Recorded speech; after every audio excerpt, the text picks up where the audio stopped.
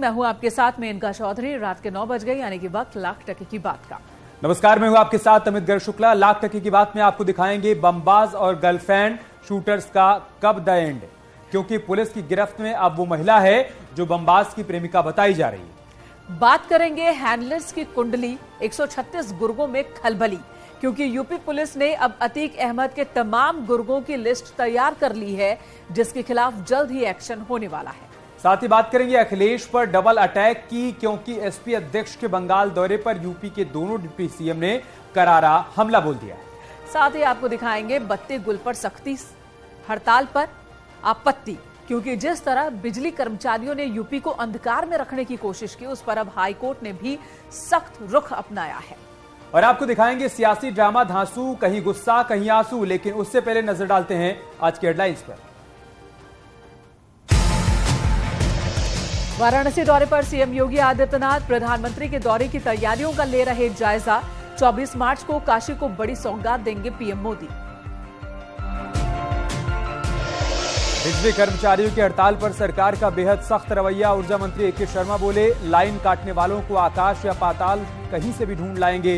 High court ने भी कर्मचारी संघ को लगाई फटकार, पदाधिकारी तलब। समाजवादी पार्टी की राष्ट्रीय कार्यकारिणी में शामिल होने कोलकाता पहुंचे अखिलेश यादव। बीजेपी ने किया तीखा तंज। ब्रजेश पाठक ने कहा, यूपी में पार्टी का अस्तित्व खत्म हुआ तो कोलकाता पहुंचे हैं अखिलेश। केशव प्रसाद मौर्य ने कहा, फ्रस्ट्रेट हो गए हैं अखिलेश। प्रयागराज पुलिस ने कसा शाइस्ता की करीबियों पर शिकंजा। शूटआउट के बाद से संपर्क में रहे 3 लोगों को हिरासत में लिया। अतीक की पत्नी के प्रयागराज में ही छिपे होने का शक।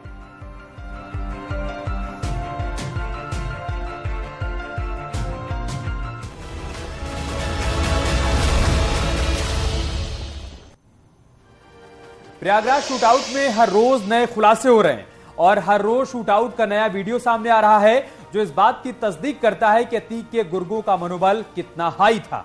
क्योंकि जो नई तस्वीर सामने आई है उसमें गुड्डू बमबाज बमबाजी करता दिख रहा है और आसपास के इलाके में दहशत का माहौल है। शूटर अरमान और गुड्डू मुस्लिम बाइक पर बैठकर सड़क पर बम फोड़ते हुए भागते नजर आ रहे हैं। तो वहीं इस घटना में पुलिस ने उस महिला को हिरासत में ले लिया है जो शूटर की प्रेमिका बताई जा रही है, और आशंका है कि वारदात के दिन जो महिला शूटआउट का वीडियो बना रही थी, उसका भी इस घटना से कोई न कोई कनेक्शन हो सकता है। लेकिन 22 दिन बीत जाने के बाद भी उस महिला के बारे में अभी तक कोई पुख्ता जानकारी सामने नहीं आ पाई है। आपको दिखाते हैं एक पूरी रिपोर्ट और ये भी समझने की कोशिश करते हैं कि आखिर पुलिस गिरफ्त में जो महिला है उसका किस शूटर या बमबाज से कनेक्शन है।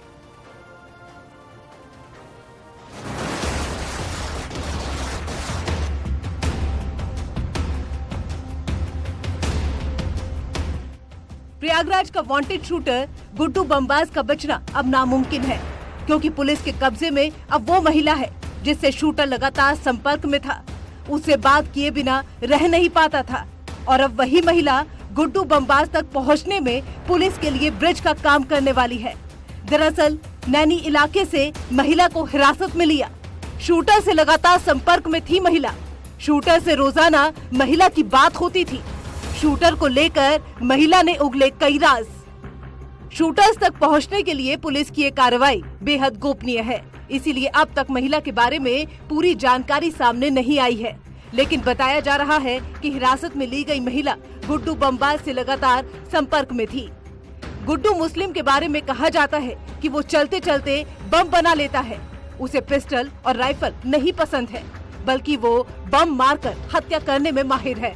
प्रयागराज शूटआउट के बाद से ही पुलिस टीमें बमबाज गुड्डू की तलाश कर रही है।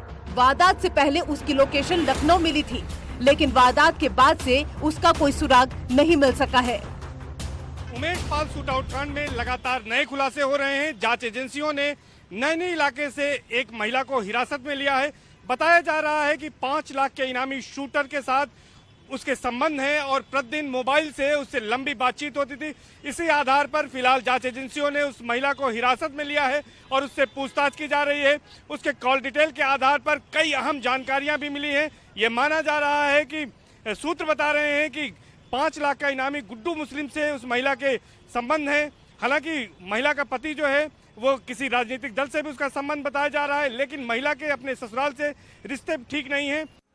तो दूसरी तरफ पुलिस ने उस जेल में भी छापेमारी की जिसमें अतीक का दूसरा बेटा बंद है। नाम है अली अहमद। पुलिस को आशंका है कि अली अहमद भी इस शूटआउट में शामिल है और उसने भी जेल में रहते हुए ही प्लानिंग की थी। हालांकि जेल में बंद अतीक अहमद के साथ साथ अतीक का भाई अशरफ भी डर के साए में जी रहा है।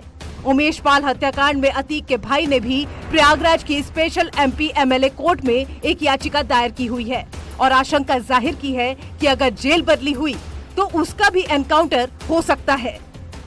उमेश पाल शूट आउट कांड के 3 हफ्ते पूरे हो गए हैं। 24 फरवरी को गोलियों से और बमबाजी कर उमेश पाल को मौत के घाट उतार दिया गया था और इस घटना में 2 सरकारी गनर भी मारे गए थे। इस घटना के 3 हफ्ते बीत चुके हैं, लेकिन अब तक पुलिस और दूसरी जांच एजेंसियों के हाथ खाली हैं।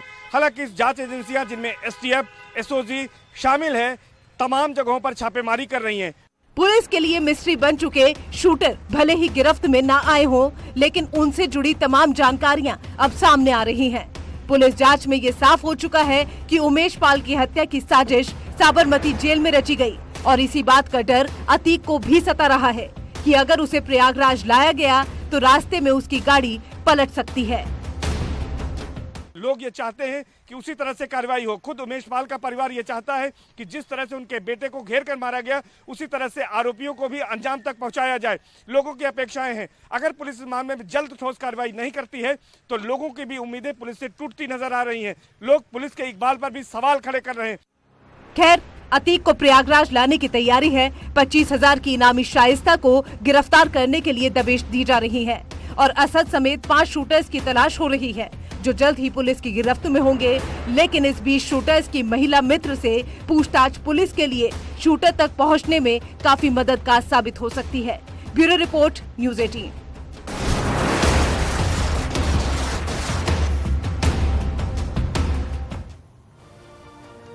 उधर उत्तर प्रदेश पुलिस ने अतीक अहमद और उसके गुर्गों की क्राइम कुंडली तैयार कर ली है। नई लिस्ट में अतीक अहमद गैंग के 136 सदस्यों के नाम शामिल हैं, जिसके आधार पर पुलिस अतीक गैंग पर बड़ी कार्रवाई करने की तैयारी कर रही है।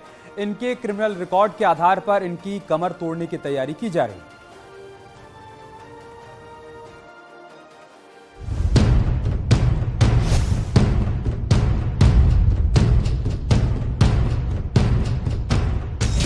अतीक अहमद गैंग की क्राइम कुंडली तैयार। बड़े एक्शन की तैयारी में यूपी पुलिस। अतीक अहमद के खौफ का किला ढहना तय।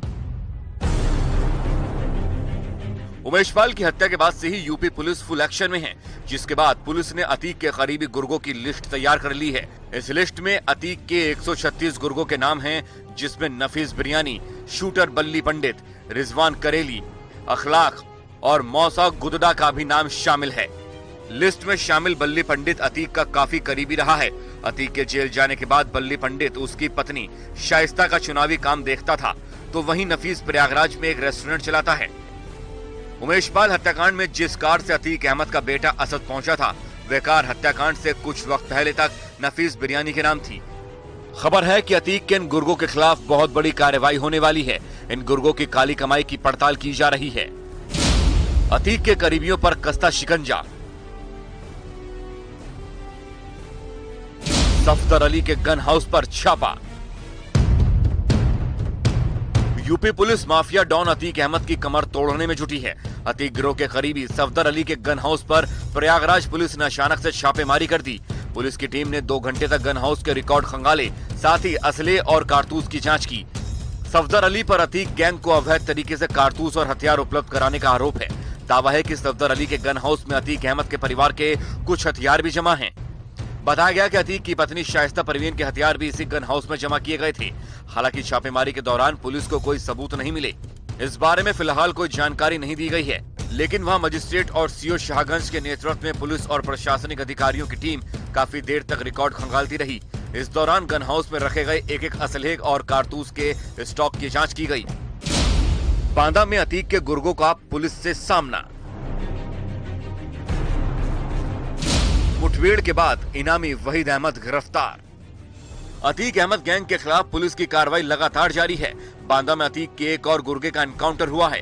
पुलिस ने अतीक अहमद गैंग के 50,000 के इनामी बदमाश को मुठभेड़ के दौरान गिरफ्तार किया। पुलिस के मुताबिक अतीक अहमद का शूटर गुड्डू मुस्लिम जब बांदा जेल में बंद था तब वहीद उससे मुलाकात करने जाता था। वहीद पर बांदा में भी कई मामले दर्ज हैं। साथ ही वह लगातार आपराधिक गतिविधियों में भी शामिल था। इसके अलावा ये व्यक्ति कुख्यात अपराधी रहा है। इसके संबंध अतीक अहमद जो माफिया डॉन है उससे रहे हैं। बांदा की पुलिस को वहीद के मटौंद थाना इलाके में छिपे होने की सूचना मिली थी, जिसके बाद घेरेबंदी की गई। इस बीच उसने पुलिस की टीम पर फायरिंग कर दी। फिर जवाबी कार्रवाई में पुलिस ने गोली चला दी, जिससे वहीद घायल हो गया। उस इंफॉर्मेशन पे इसे पकड़ने का प्रयास किया गया। इसके जवाब में इसने पुलिस पर फायर झोंक दिया और जवाबी कार्रवाई में ये घायल हुआ।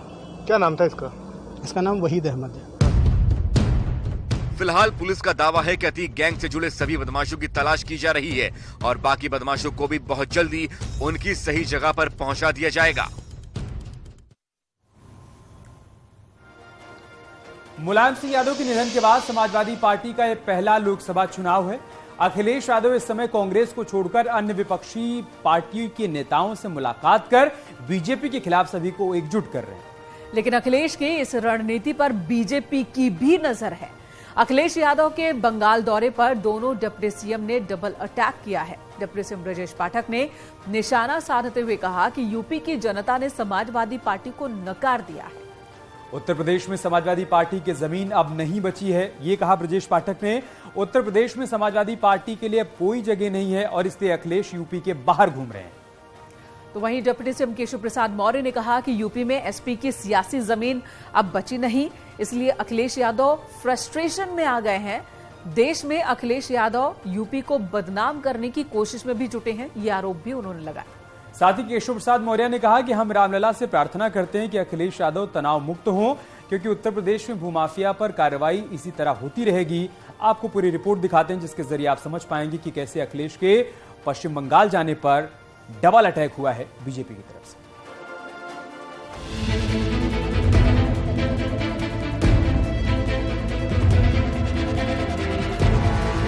उत्तर प्रदेश में लगातार मिल रही हार का सिलसिला तोड़ने के लिए अब अखिलेश यादव यूपी से बाहर निकलकर रणनीति तैयार कर रहे हैं। उस मोर्चे को धार दे रहे हैं जो गैर कांग्रेसी है और उस अभियान के सहारे 2024 में बीजेपी को रोकने की कोशिश कर रहे हैं, जिसकी झलक बंगाल में दिखाई पड़ रही है। मतलब ये कि अखिलेश यादव यूपी में ही नहीं बल्कि देश भर में बीजेपी को रोकने के एजेंडे पर काम कर रहे हैं। आपका प्रस्ताव क्या रहेगा उनको? ये हमारी उनकी बात होने दो, लेकिन यूपी और देश से भारतीय जनता पार्टी हटे। आपकी पार्टी के साथ ममता दीदी का बहुत अच्छा तालमेल है।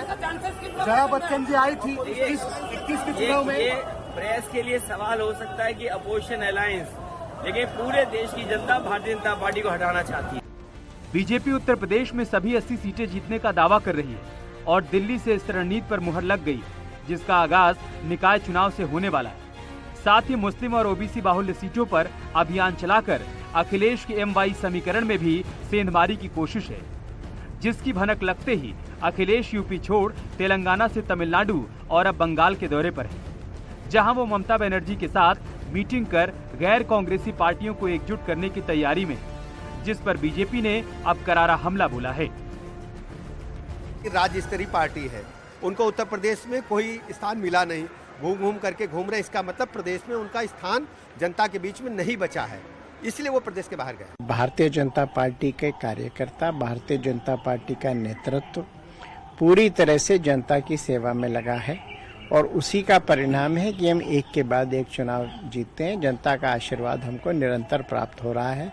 ये first front, second front, third front, इनका कोई अर्थ नहीं है, क्योंकि देश की जनता ये समझ चुकी है कि ये जो भी गठबंधन बनाते हैं ये केवल देश को लूटने के लिए बनाते हैं। इनकी कोई आइडियोलॉजी नहीं है, इनका कोई मकसद नहीं है, केवल किस प्रकार से देश को लूटना है उसके लिए ये काम करते हैं और जनता अब इस लूट को नकार चुकी है। मुलायम सिंह के निधन के बाद समाजवादी पार्टी का यह पहला लोकसभा चुनाव है। अगले आम चुनाव के लिए अखिलेश ने किसान, नौजवान, मुसलमान, दलित और पिछड़ों को अपना बेस वोट बैंक बनाने की रणनीति तैयार कर ली है। राष्ट्रीय लोकदल से गठबंधन के बाद जाट समाज का वोट मिलने की उन्हें उम्मीद है। इसीलिए संख्या बल कम होने के बावजूद उन्होंने चौधरी जयंत सिंह को राज्यसभा भेजा और रामचरितमानस पर विवाद शुरू कर उन्होंने जाति जनगणना का मुद्दा उठाया। विपक्षी दलों के साथ गठबंधन की चर्चा, कांग्रेस से गठबंधन पर अब भी सस्पेंस। जाति जनगणना के मुद्दे को देश भर में धार दे रहे हैं। ईडी और सीबीआई पर सवाल, लेकिन डिप्टी सीएम केशव प्रसाद मौर्य राहुल गांधी और अखिलेश यादव को एक जैसा ही मानते हैं। तभी तो उन्होंने ट्वीट में लिखा, राहुल गांधी देश की बदनामी विदेश में करते हैं और अखिलेश यादव यूपी की बदनामी देश में कर रहे हैं। दोनों नेता प्रधानमंत्री के लिए अपशब्दों का प्रयोग करते हैं। भगवान से प्रार्थना है कि दोनों को सद्बुद्धि दें। आज मैं अयोध्या आया हूं, भगवान श्री राम जी से, हनुमान जी से प्रार्थना करूंगा कि बहुत तनाव में है, फ्रस्ट्रेशन में है। ऐसी चीज़ें बोल रहे हैं जब कोई बहुत अस्वस्थता की अवस्था में होता है। ऐसे शब्दों का प्रयोग कर रहे हैं, कोई इतने बड़े दायित्व में रहने वाला व्यक्ति नहीं प्रयोग करता है। वो ऐसे तनाव से वो मुक्त हों, ऐसे आज मैं हनुमान जी महाराज से प्रार्थना करूँगा। यूपी के दोनों डिप्टी सीएम अखिलेश को घेरने का एक भी मौका नहीं गवाते और समय समय पर अखिलेश यादव को आईना दिखाते रहते हैं और इन सब से परे बीजेपी की रणनीति पर भी काम कर रहे हैं, जिससे 2024 में यूपी का परिणाम एक तरफा हो और नई टीम के साथ 27 मार्च से ओबीसी बाहुल्य सीटों पर अखिलेश की कमर तोड़ने के लिए सम्मेलन का आगाज भी करने वाले हैं, जिसकी कमान केशव प्रसाद मौर्य संभाल रहे हैं। Bureau report, news 18।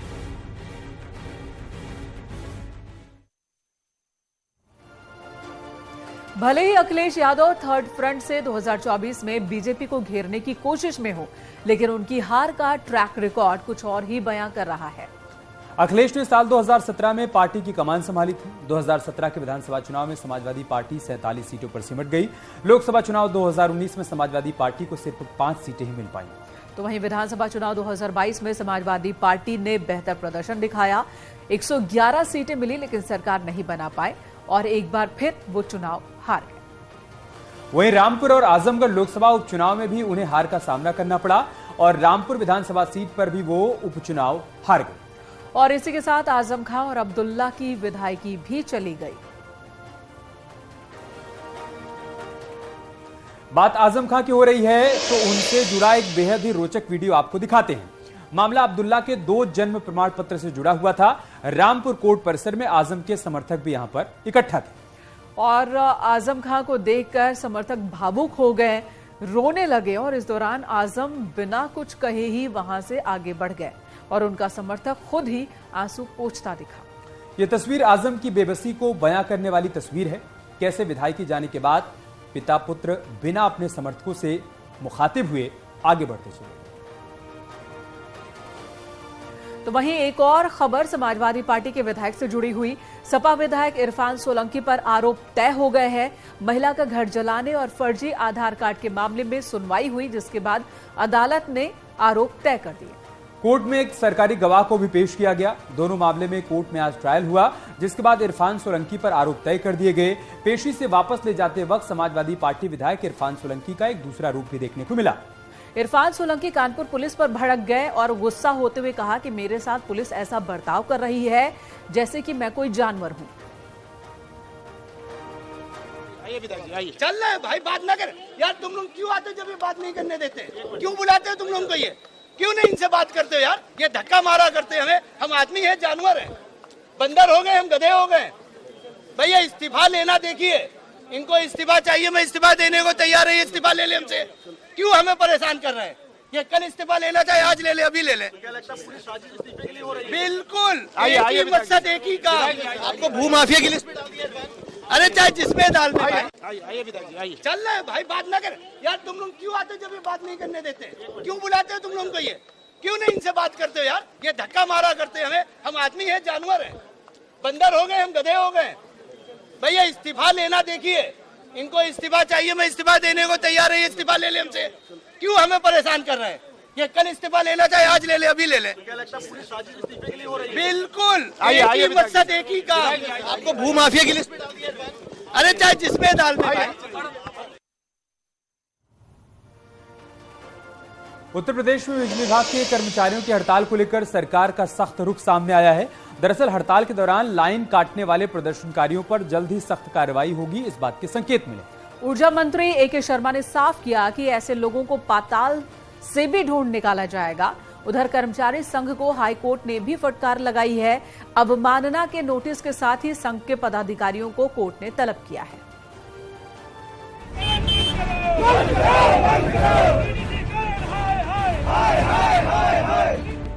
Uttar Pradesh में अंधेरा कायम करने की कोशिश थी। शहर शहर बत्ती गुल की प्लानिंग थी और हड़ताल के सहारे सवाल उठाने का मकसद था। लेकिन अब उन बिजली कर्मचारियों को कोर्ट से फटकार लगी है जो अपनी मांग मनवाने के लिए करोड़ों जनता को अंधकार में डालने की कोशिश कर रहे थे। उन कर्मचारियों के लीडर के खिलाफ अवमानना का नोटिस जारी हुआ है, जिसने सरकार की अपील के बावजूद लाखों कर्मचारियों की नौकरी को संकट में डाला। बिजली आपूर्ति क्यों बाधित हुई? आदेश का उल्लंघन किया गया। हड़तालियों को अवमानना नोटिस। कर्मचारी संघ के पदाधिकारी तलब। दोनों न्यायाधीशों द्वारा आज सुनवाई के दौरान इस बात पे कि कर्मचारी संघ जो बिना किसी कारण के अपने स्ट्राइक पे चला गया है, जो कि उच्च न्यायालय के पूर्व आदेशों की भी अवहेलना है, वह क्योंकि एस्मा लगा है और एसेंशियल एक्ट लगा हुआ है और सारी चीज़ें उनको उस एक्ट के अंतर्गत ही करनी थी और माननीय उच्च न्यायालय के आदेश के अंतर्गत भी करनी थी, तो उनको 20 तारीख को उपस्थित रहने के लिए कहा है। वह उपस्थिति के लिए बेलेबल वारंट्स इशू किए हैं और उनको कंटेम्प्ट की नोटिस भी इशू की है। उत्तर प्रदेश के ऊर्जा मंत्री ने हड़ताल पर गए बिजली कर्मियों से पहले अपील की। बावजूद इसके जब कर्मचारी संघ के पदाधिकारी के इशारे पर सभी स्ट्राइक पर चले गए तो सख्त चेतावनी भी दी और सरकारी संपत्ति को नुकसान पहुंचाने की कोशिश करने वालों को एनएसए के तहत कार्रवाई का ऐलान कर दिया कि जहां कुछ विद्युत कर्मियों ने ही जाकर के तार और हमारे फीडर्स को नुकसान पहुंचाया है, गन्ने का डंठा फेंक करके और पूरी लाइन बर्स्ट करने की कोशिश की गई है। लेकिन मैं इतना जरूर कहूंगा, जंगल में हो, आसमान में हो, पाताल में हो, हम उनको ढूंढ निकालेंगे। जो भी ऐसा कृत्य कर रहा है उसके खिलाफ कार्रवाई अवश्य की जाएगी। कानून अपने हाथ में लेता है। ऐसे तत्वों, ऐसे लोगों के विरुद्ध, भले ही वो हमारे कर्मचारी ही क्यों न हो, भले ही कर्मचारी संगठनों के नेता क्यों न हो, कितना भी बड़ा व्यक्ति हो, अगर हमारे किसी कर्मचारी को काम करने से रोका जाएगा या हमारी किसी संपत्ति को नुकसान पहुंचाया जाएगा तो उसके खिलाफ एनएसए या रासुका सहित तमाम कानूनी प्रावधानों के अनुसार हम निपटने को तैयार हैं। भले ही बिजली कर्मचारी 3 दिनों से हड़ताल पर हो, लेकिन सरकार की तैयारी से प्रदेश की बत्ती गुल नहीं हुई। लेकिन अब सवाल उन हड़तालियों के खिलाफ उठ रहे हैं, आखिर अपनी मांग मनवाने का ये तरीका सही था?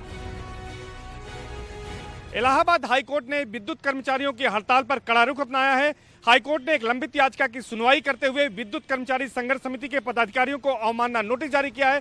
कोर्ट ने सीजेएम लखनऊ कोर्ट को अवमानना नोटिस तामील कराने का आदेश दिया है और पदाधिकारी शैलेंद्र दुबे व अन्य पदाधिकारियों को 20 मार्च को तलब किया है। 20 मार्च को जस्टिस अश्विनी कुमार मिश्र और जस्टिस विनोद दिवाकर की डिवीजन बेंच दोबारा इस मामले में सुनवाई करेगी। बिजली कर्मचारियों की 3 दिवसीय सांकेतिक हड़ताल के मुद्दे पर टकराव की स्थिति बरकरार है। विद्युत कर्मचारी ने ऊर्जा मंत्री के साथ हुए समझौते की शर्त न माने जाने के विरोध में हड़ताल पर हैं और कर्मचारी संगठनों ने मुख्यमंत्री योगी आदित्यनाथ से इस मामले में हस्तक्षेप की अपील की है। हालांकि ऊर्जा मंत्री ए.के. शर्मा ने चेतावनी दी है कि विद्युत आपूर्ति में बाधा डालने और कानून हाथ में लेने वालों पर सख्त कार्रवाई होगी। Bureau report, news 18।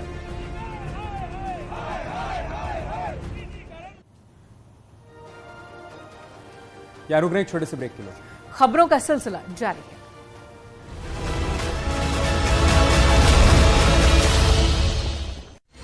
Headlines presented by